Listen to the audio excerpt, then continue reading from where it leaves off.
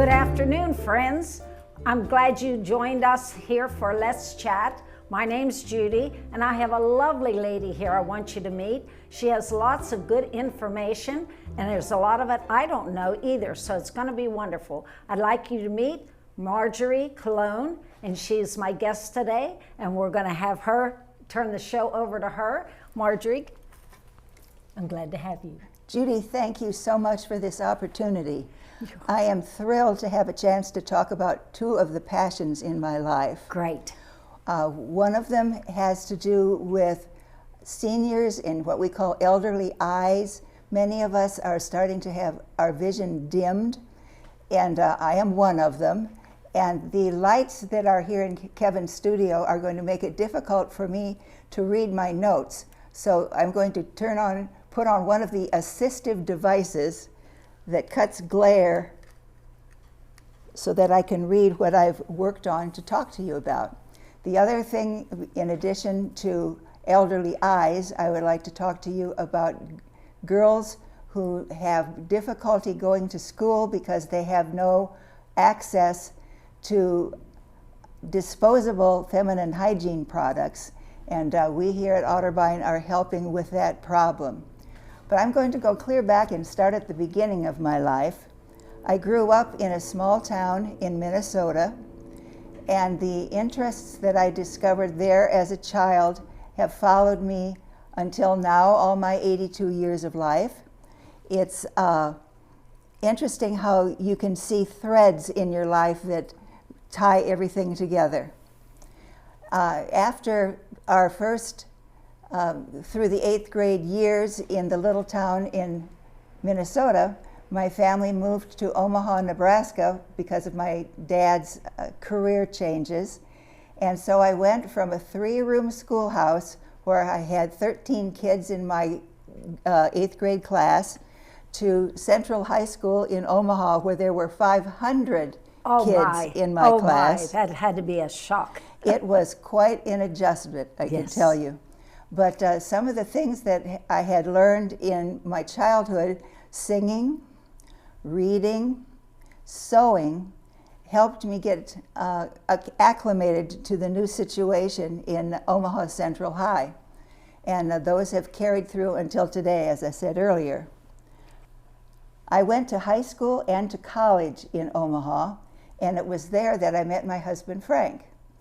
I was finishing my freshman year in college and he finishing his first year in medical school when we met. We dated that year, and the following summer we got married. So the last 2 years of med school and college we were together in Omaha. After he finished med school, the next step was internship. But before the internship started, in 1993, the month of January was a pretty amazing month for me. First of all, my birthday's in January, and I turned 21. Oh, that's a special one. It really was, much more even than it is today, because today 18-year-olds are allowed to do a lot of the things that you had to be 21, if you will recall. Yes. So in January of 93, birthday, turned 21. I graduated from college because I went through in 3.5 years. I signed my first professional contract as a teacher, and our obstetrician told us that as we were planning, we were going to become parents in the following summer, just after Frank's internship began. So that was quite an eventful situation. An exciting time. It was indeed. After internship, we moved to a little village outside of Lincoln, Nebraska called Friend. So Frank started his medical career there as a country doctor, a 2-man medical practice. Okay. That means that you're on call every other night, every other weekend, every other holiday. It also means that even if you're not on call, if there are big medical emergencies, or if somebody's having a heart attack here and a baby's being born there, both of the guys have to show up at the hospital. So he was often working 60-hour weeks in that era. During our years in Friend, we had 2 more children, including the internship baby. Now we had 3 sons. And a little town like Friend is a great place to raise children. Everybody knows everybody. So if your kids are someplace they shouldn't be, somebody knows that they're where they shouldn't be, and they'll tell you about it. So they don't get away with much. Also, it means that they can walk to school, they can take their bicycle to baseball practice, or the swimming pool, or whatever. So they have quite a bit of freedom, and they have safety. And it was a wonderful years. Sometimes people say, but what is there for adults to do in a little town of 1,000 people? Let me tell you, there's a lot. In addition to, for me, the usual mom stuff of Sunday school teaching, Cub Scouts, school mom that brings the cupcakes and that kind of stuff, there was the Federated Women's Club that we gals in the little town were members of and did civic kind of projects. There was the hospital auxiliary. Our hospital was just 34 beds, and it was connected with our nursing home that was called the Friend Manor, another 34 beds. The other doctor's wife and I and the wife of the mayor of Friend got together and chartered an auxiliary for the hospital. Wonderful. So some of the things that at Otterbein are state mandated of having activities for people in long-term care, that wasn't part of the law back then in the early 60s.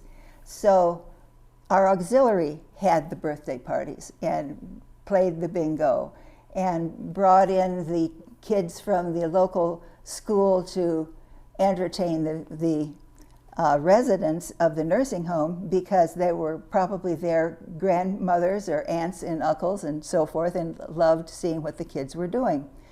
So there was quite a bit to do. I also got into politics and was the state central committee woman for the Republican Party, not because I was especially skilled at any of this, but because nobody else wanted to do it. And I said, well, I would be interested, but I have 2 little kids. And one of the ladies in our group said, well, I'll babysit your kids if you'll go and that was a good deal. Yeah, so that was fun for me, you know, a break from motherhood for a little bit. And there's a lot to do in a little town, because what you pay people to do in the city, you don't have a budget for in a town of a little over 1,000 people. So that means you have volunteers that are on the planning commission and volunteers that are doing many of the things that professionals do in a city. And that's interesting. Oh, it is. It is. It was fun to do that kind of stuff. So Frank now, in addition to this busy medical practice I was telling you about, he was a member of the local JCs. That's the junior achievers. I'm blocking on this. Yeah, I'm trying to think. Otterbein folks, one of the things that I love about Otterbein is, one of the many things, is that we get each other. Everybody's got something, and forgetting words and getting tongue-tied is one of them. So and a mental block on a name. Yes. Oh, yes. Oh, and I know the person so well, and I think, what's her name? What's her name? Oh dear, somebody's coming, and I know I should say, hi Sylvia, and it just won't come. That's right. It actually does. Okay, no, Frank, in addition to the practice and doing civic things, was interested immediately after graduating from medical school and becoming an MD in teaching. We were about a 90-minute drive from Omaha, where he had attended medical school. And one day a month, he would get up early and drive those 90 minutes on Interstate 80, where you could go 75 miles an hour. And he would spend the day teaching in the clinics at the Nebraska Medical School and really, really liked it. Over time, we started having medical students come to our town and stay with us for a few weeks so they could observe what a small town practice was like. And eventually, we had a physician's assistant or two that would come and learn with us. Frank and his partner were prescient. They used, in addition to the two of them who were so busy, they had a physician's assistant that was part of their practice, a nurse practitioner who made their house calls, because they used to do the home calls and themselves. And they're coming back big again nowadays. Oh, they absolutely are, because you can tell, you can understand a patient better when you see them in their home. Yes. And I can attest to that. I had surgery recently and used Otterbeins home health care, and it was wonderful having the therapist coming to my house, and they all commented on how they really like that kind of practice. We have occupational therapists and a speech therapist. If I get to stuttering a little bit, or if my voice gets too quiet, my speech therapist would shake her finger at me. So I'm trying to remember my new techniques here, Judy. You're doing a great job. Well, we understand you very well. I'm glad to hear that. Okay, I'm going to flip over to my next page of outline here. Okay, now I'm going to talk to you about age-related macular degeneration. My dad had it. Lots of people, as they get older, developed this circumstance, and it has a genetic component, and I now have age-related macular degeneration. Many years ago, an optometrist, the guys that do glasses that are not MDs, when I was doing my eye exam, said, "Marge, you need to see a retina specialist. I think you're going to have early signs of macular degeneration." Sure enough, but the signs were very early, and it's not a definite thing that you don't know how the progress of the disease is going to happen, and it is unpredictable. So we didn't think about it too much, and once the grandchildren in Lebanon were born, we moved to Warren County to be nearer to them so we could babysit and chauffeur and go to their activities and so forth. So those were wonderful years. And I also had the pleasure of designing a house for Frank and me. We bought a wooded lot right across the Little Miami River from Kings Island. I know where you mean. Yes, the subdivision was called Miami Bluffs. And some folks who live at Otterbein now were in the subdivision next door called Heritage of Miami Bluffs. Nice place to live too. But the time came when I noticed, this was in 2014, I noticed that my vision was pretty foggy, pretty blurry, and I thought I better push up my eye exam because I think I need to get stronger glasses. So I did that, and the ophthalmologist, the retina specialist, said, glasses aren't going to help. It's the macular degeneration that has started. We knew that it was unpredictable, so we decided that it would be prudent to plan for how this was going to go. We were aware of several senior living places in the greater Cincinnati area. We had visited some of them. We got serious about it now, and of course the answer was Otterbein, and we're so glad that Otterbein is what we chose. Well, we were happy that you chose us. Oh, thank you, Judy. Thank you so much. It's been the right place for so many different ways. We were here long enough We were here for about the first 8 years we were here. The macular degeneration had been creeping along, just getting a little bit more from day to day. And those early years at Otterbein, we were able to meet the wonderful residents. The big surprise was how interesting and warm and terrific the residents. The friendships we've developed have been marvelous.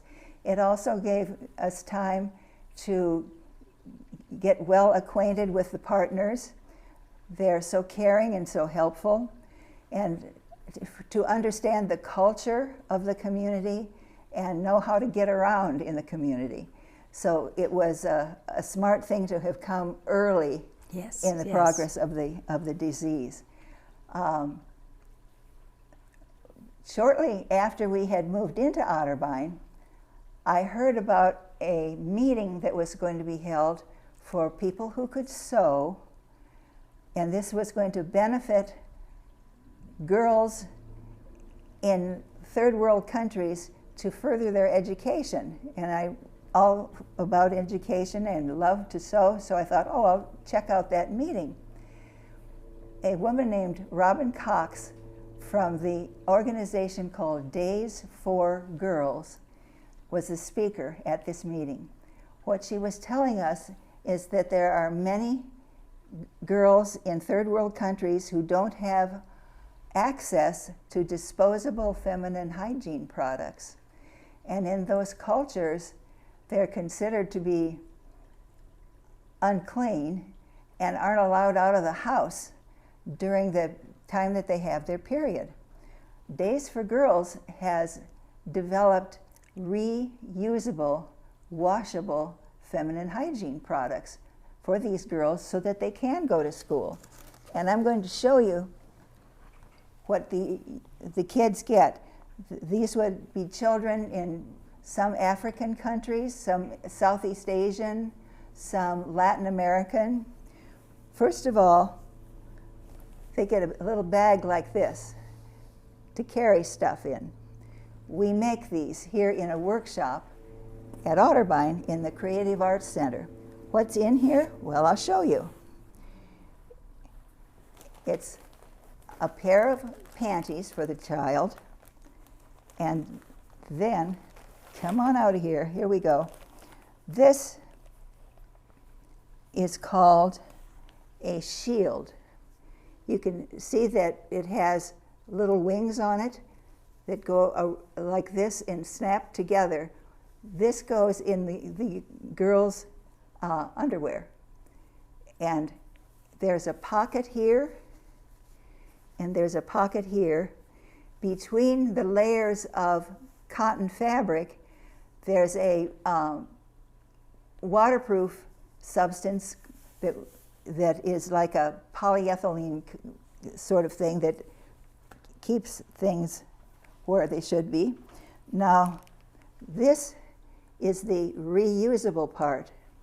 This is 2 pieces of flannel.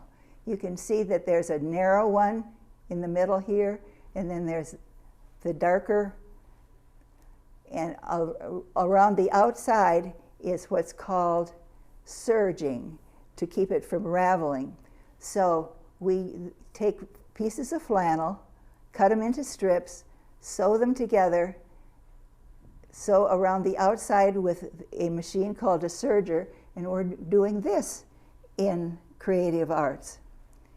When you take 2 layers and fold it like this, now you have 4 layers, right? I'm going to fold it again, now you have 6 layers, and this again slips into this little pocket, so the young lady can pull it out, rinse it out, throw it over a bush to let dry, and it's ready to go again in another day. So these kits include the bag, the shield, and the flannel pieces, a pair of panties, some soap, and some information about periods, because the girls may not have accurate Exactly. information. Absolutely. So this means that the youngsters can go to school all month, aren't month after month missing a week of their education. I always think of Peggy Hewitt. She says when she's working on her drawstring bags, she likes to imagine the girl that's going to get this and is going to be able to go to school because of the time that she is spending. Now, in our what we call our workshop once a month here at Otterbein, we have people that can have sewing skills, but some people say, I want to help, but I can't sew. Well, no problem. We have other tasks for putting this together. For example, you get a big piece of fabric and you have to cut it to the right size to make the bag. Then you fold over the top and the bottom in order to make a channel for the ribbon to run through. So we have some people who specialize in doing the measurements for this. Some, when everything else is done, they get the bag and put the ribbon through. Yes. Others take the fabric and wash it before we work on it. It needs to be ironed. There's a little tag that goes on each one that says Days for Girls. The name Days for Girls derives from those extra days that the girls can go to school because they have disposable and important materials to make that possible. It is an international organization, and if you can have access to a computer, if you just Google Days for Girls, there's a lot of explanation on the website. Most of the fabric that we use is donated to us. It seems like whenever somebody's great aunt Matilda passes away and there's a bunch of fabric in the sewing room, they say, what are we going to do this? And they hear that Otterbein will take it. We sure will. We're happy to take it. We also have financial support from the Women in Faith here on campus. They help us with those few things that we have to buy, like the ribbon and maybe some special thread or whatever. I have a question. Yes. Since I'm learning about this and know very little, now I know this. Once you have so many of these made up, who do you send them to, and who takes them from there and gets them to the girls? Terrific question, Judy. There's a church in Westchester who has dedicated some of the space in their church for collecting these things. Okay. The woman that came out and talked to us about the project way back in 16, and we've been doing this for all those years. Yes. We give her a phone call. She shows up in the door, picks up the finished products, brings us more materials, brings us the labels and so forth, and takes it back to the church.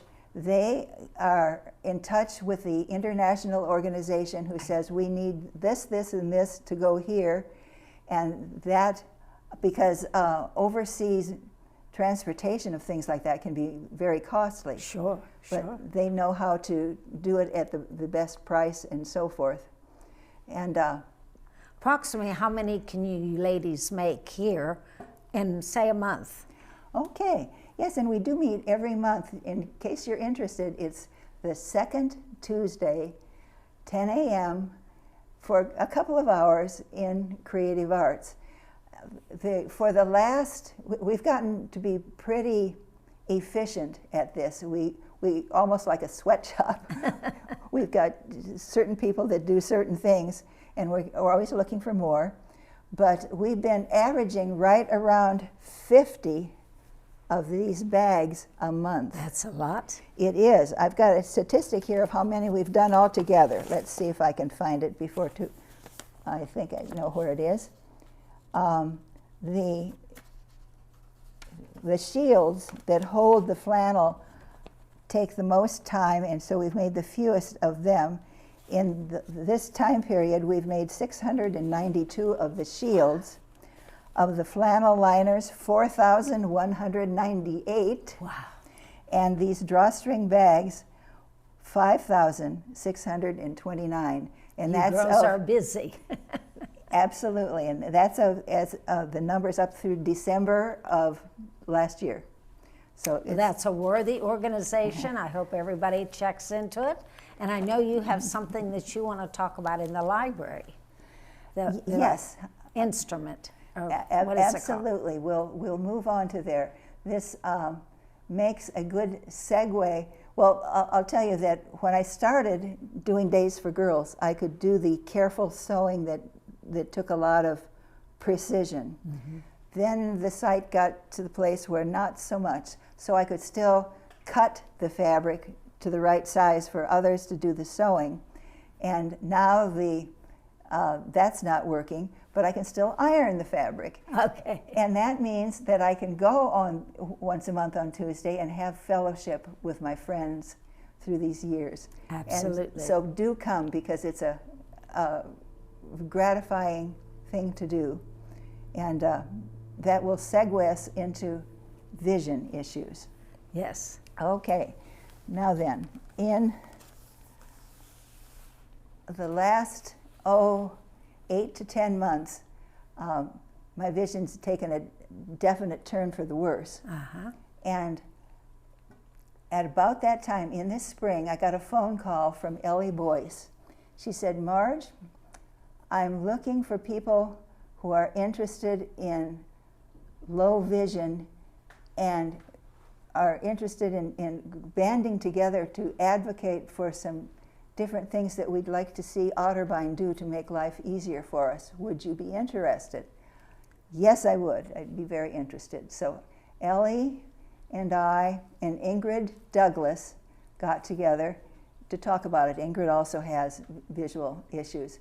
And we talked about what we thought we might accomplish and how we might go about it. Laura Hills helped us get started with this. And we decided we were going to invite people with low vision to get together and form a support group. That's a good thing. We had our first support group meeting in June, the end of June, the fourth Friday of the month in June, and it exceeded my expectations. 18 people showed up, and we introduced ourselves and talked about the issues we were having, and it was very interesting. As I would say, I am experiencing this, this, and this, the person next to me would be nodding of, yeah, I have that too. And as we went around the group with these introductions, people were getting excited. I didn't know other people had that. Oh, how do you deal with that? What do you do about it? Gosh, it's wonderful to find others who, and so forth. Well, there's comfort in numbers. There's comfort when you know other people are experiencing these things. That's right, and there are some common sense things that can make challenges less difficult that you don't think of, that I don't think of, but you do, and then you tell me about it, and now we all can benefit from that. Exactly. One of our concerns on that first meeting was that as your vision dims, it's harder to recognize faces. Oh. We need high contrast, dark, dark on light, light in order to see things well. And you don't think about it, but a face is kind of all skin. There's a little change of color in eyes, but we lose the ability to see detail. And so our concern is we're walking down the hall, and Judy, you're coming toward me, and I know you, and I know who you are, and I even remembered your name, and I go, who is it? And she's going to think I'm stuck up, or I don't care, or something, because I don't acknowledge her, but I don't know who it is. Until we get this close now, at this range, I can recognize that you're not Kevin, okay? But That was one of those things that we all talked about, and we decided that the only thing you can do is say, "Hi, I'm Marge. I can't quite see who you are," to be upfront about it. Some people are embarrassed about the vision loss, and trying to make us comfortable to share goes a long way toward being helpful. Now I'm going to flip over to more notes. So our support group has had speakers come in and talk to us about various issues. There's an organization in the area called the Cincinnati Association for the Blind and Visually Impaired. That's a long name. They go by their acronym, CABVI. And a social worker came out. They're located almost into downtown Cincinnati. She came out and told us about the services that they offer and some tips that are so common sense that we just hadn't thought of it. Oh, that makes sense. We had a woman come from a place called Enhanced Vision that sells magnifying devices. And this is where this Merlin comes in. This is what we're getting to. Yeah. Yes. For a long time, we've had a thing in the library that was called a Da Vinci machine with a big sign on it that said out of order. I think it'd been out of order for as long as I'd been going to the library. And one of the things we hoped to do was to get it fixed or replaced. And the most amazing thing happened.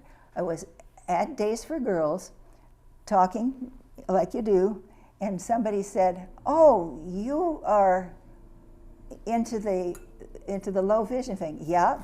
Well, her husband works at Shaker Cellar, and she said they just got a thing in at Shaker Cellar that's one of these big camera deals, and I said, "Oh, that's amazing." So I rushed right over there to check it out, and it's similar to the broken Da Vinci was this thing called a Merlin, like Merlin the magician. Yes.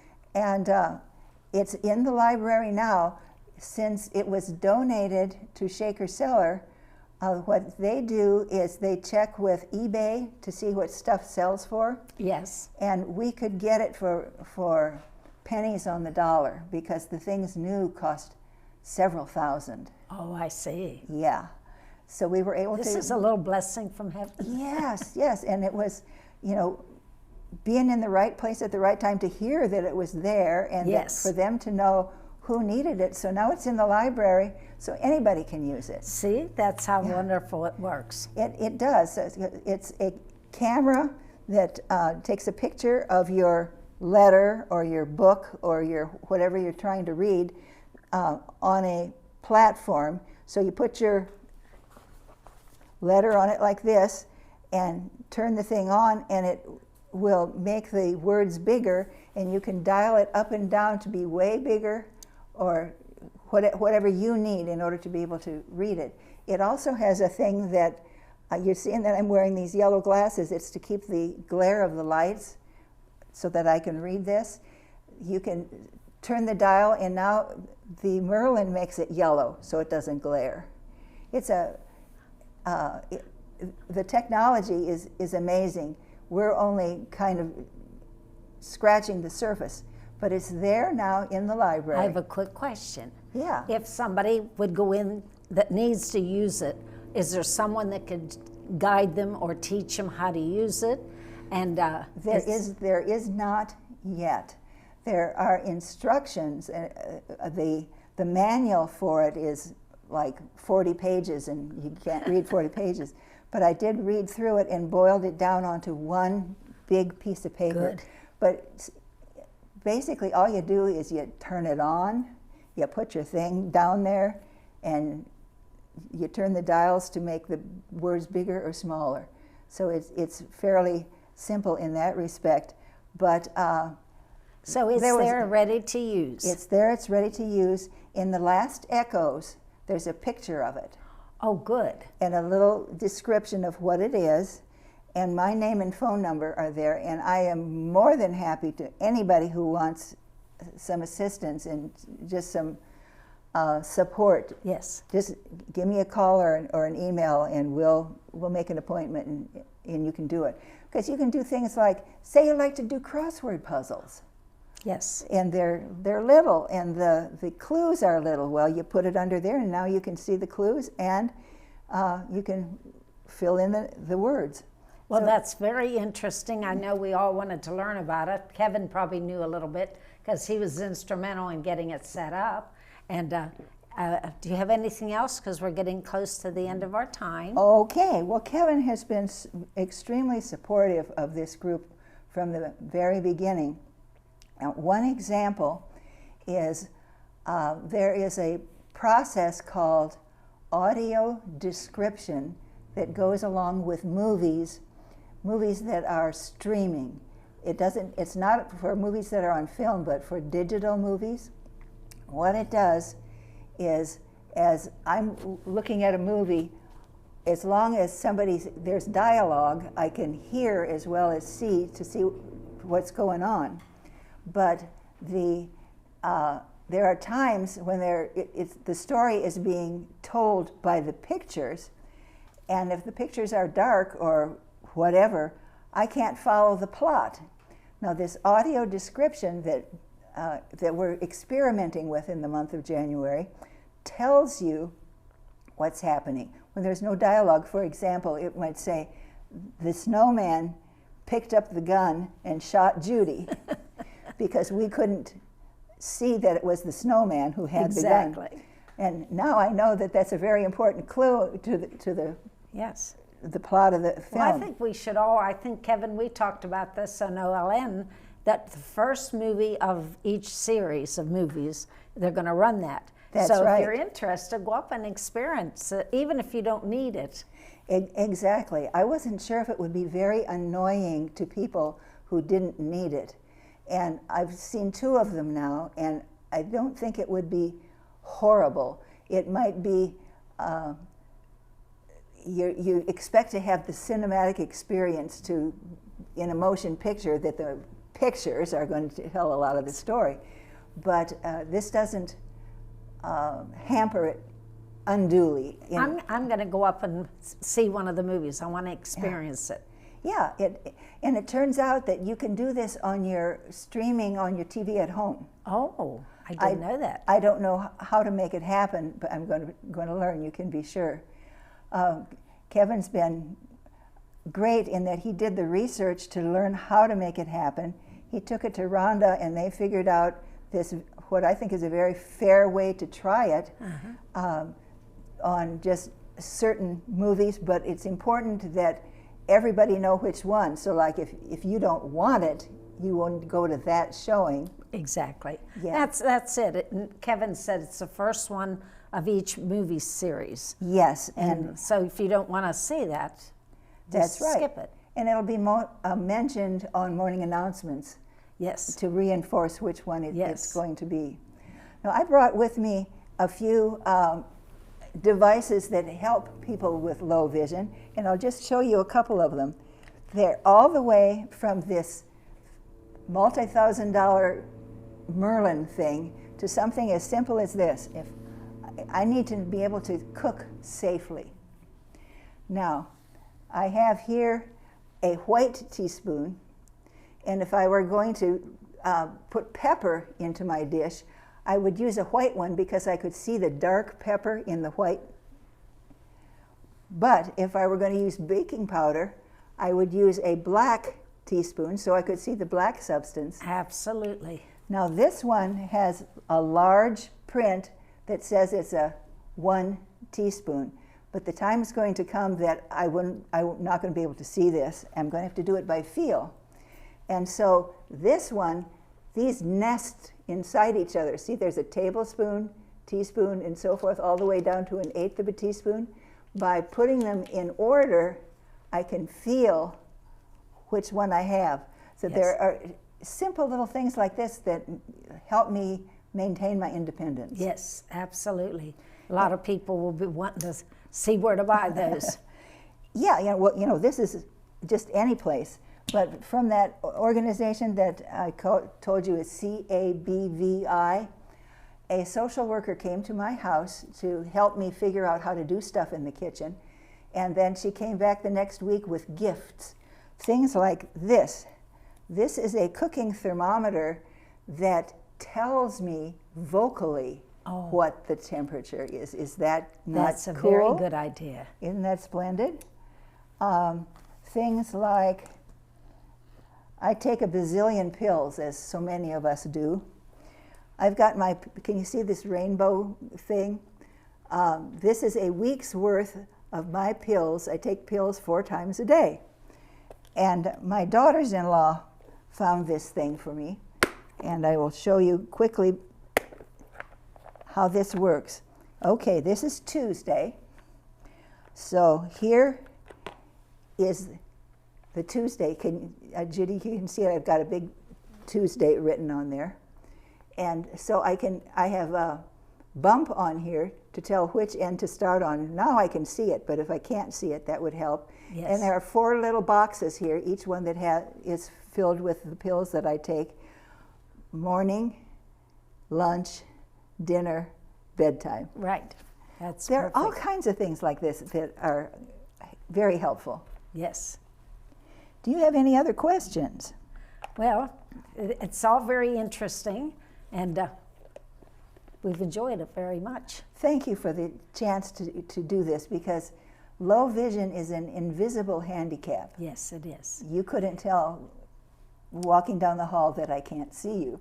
So if somebody starts introducing themselves, you'll know why. That we're hinting, I'll tell you who I am, you tell me who you are. Yeah, I think that's a great way to do it. Well, thank you very much, and I think it's been very informative. We've loved every minute of it, and thank you for coming. Would you like to say goodbye to our audience? I hope that you have learned a couple of things about my passions. Thanks for the chance to tell you about them.